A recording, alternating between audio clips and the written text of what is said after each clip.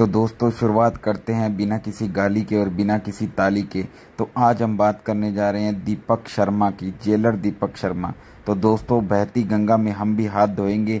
जैसे कि जितने उनके फॉलोवर हैं उतने ही उनकी वीडियो पे कमेंट पे गालियां पड़ रही हैं। आज हम भी देंगे थोड़ी बहुत गालियां।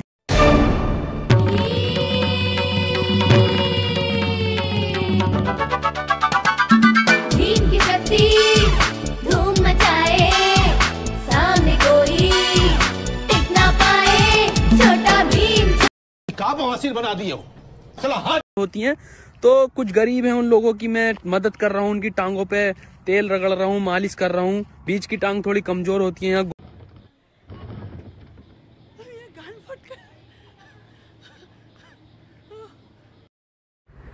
तो दोस्तों सर की तीसरी टांग को सलूट मारने का दिल करता है, क्योंकि सर की तीसरी टांग एकदम हमेशा खड़ी रहती है। और मुझे ये समझ नहीं आता है सर इतने टाइट कपड़े क्यों पहनते हो। आपको बहुत ज़्यादा शौक है तीसरी टांग दिखाने का। और इसके अंदर तो कुत्ता भी डर गया है, सर की तीसरी टांग देख के कुत्ता भी सर से दूर भाग रहा है। तो दोस्तों सर को कहो कि अपनी टाइट पैंट को थोड़ा सा लूज कर लो, नहीं तो किसी न किसी दिन तीसरी टांग बाहर निकल आएगी। बॉडी ब्राइटनिंग आज के 2 महीने के बाद आप आएंगे, फिर करेंगे लेजर। मेंटेनेंस फ्री पे छोड़ेंगे, बट हर महीने की जो मेंटेनेंस है वो बता दूंगी, लेकिन उस चीज को आपने फॉलो करना। हैंड्स करने वाले हैं।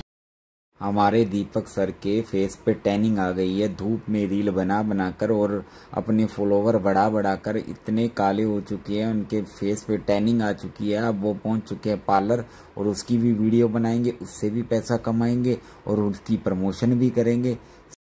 तो दोस्तों दीपक सर डांस कर रहे हैं एक लड़की के साथ, पर उस लड़की को नहीं पता सर के पास है 2 बंदूक।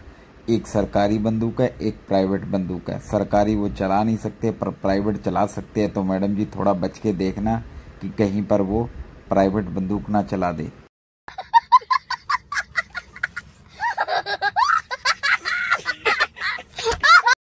तो दोस्तों हमारे दीपक सर के बॉडीगार्ड को देख के आप कुछ तो समझ चुके होंगे कि सर के ऊपर सोशल मीडिया का नशा बहुत ही ज़्यादा चढ़ चुका है, और अब सर को अपनी बॉडी के लिए बॉडीगार्ड रखने की जरूरत पड़ रही है।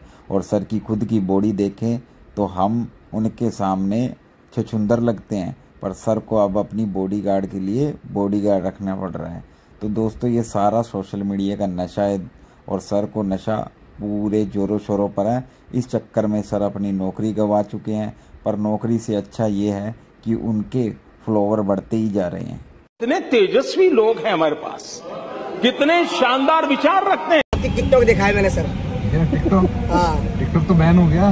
भाजी है क्या आपका फैन नहीं हूँ सर। नहीं मैं कह रहा हूँ टिकटॉक तो बैन हो गया। टिकटॉक नहीं वो कह रहा मैं यूट्यूब पे पहले देखा था आपको, मैंने मोबाइल था ना मेरे पास जब देखा था। अच्छा फिर आप गाना अच्छे से दिख गए मेरे को। कल सौरभ भाई को भी देखा था मैंने।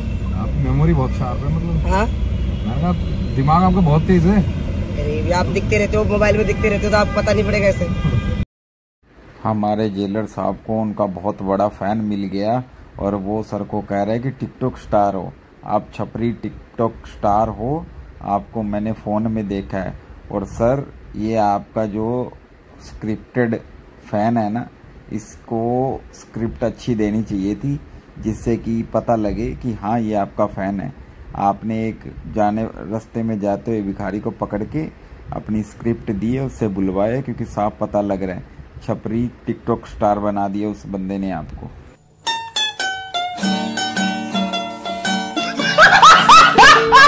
ली गई, लेकिन मैं बिग बॉस में इसीलिए नहीं जा पाया क्योंकि मुझे एक बीमारी है।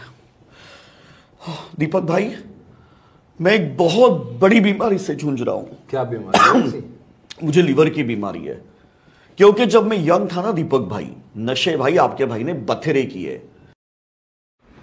सर बस यही कमी रह गई थी, आपने बुलाया दीपक दलाल को। जब मिल बैठेंगे 2 दोस्त, और वो दोनों ही पागल और बकचोद, एक दीपक दलाल एक दीपक शर्मा। तो दोस्तों ये तो सर ने हद ही पार कर दी।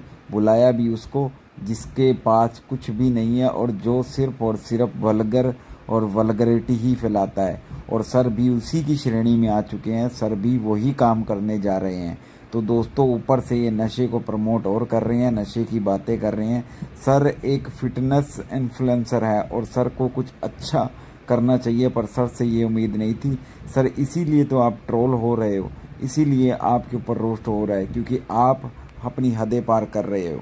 Hash marijuana, ecstasy, Californian sunshine, जमाइकन गांजा, मैड्रिक्स, लीजर्ड, एसिड ट्रिप, हॉकमन, यहां तक कि भाई सांप के साथ आपके भाई ने स्नेक बाइट्स भी लिए। अभी नहीं ले रहा हूं भाई, लेकिन भाई ने हर एक वो गलत चीज की।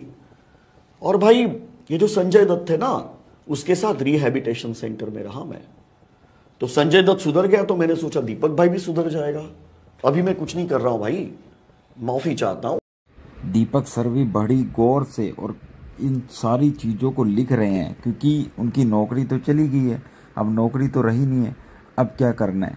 सारी उम्र इसी तरीके के नशे करने और दीपक दलाल और इन जैसे सोशल मीडिया के भड़वों को बुलाकर उनका इंटरव्यू लेना है और उनसे सीख के वही चीज़ें करनी है, फिर लोगों को और सिखानी है।